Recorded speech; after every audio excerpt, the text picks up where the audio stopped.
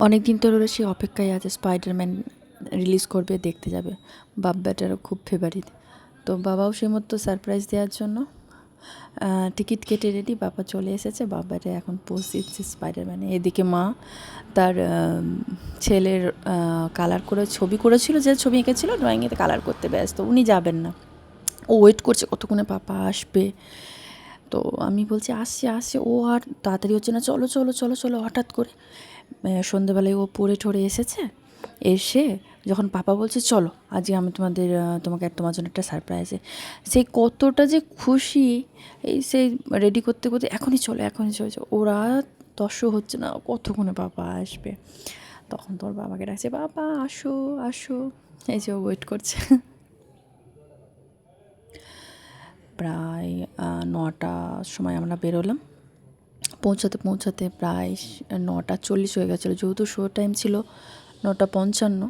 আমরা তার আগেই পৌঁছে গেছিলাম। এই রওনা দিলাম উদ্দেশ্যে।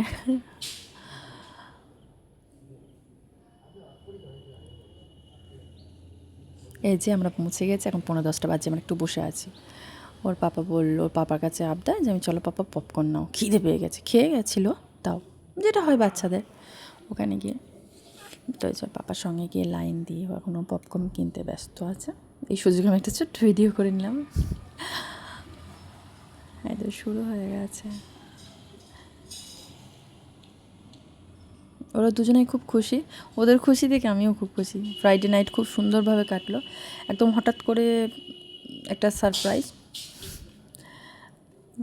ভালো লাগলো।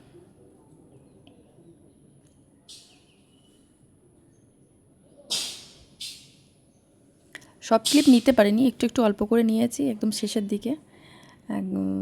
তখন আমি জিজ্ঞেস করছি তোমার কেমন লাগলো। তারপর রওনা দিলাম। বেরিয়ে তারপর কি বৃষ্টি, বাপরে!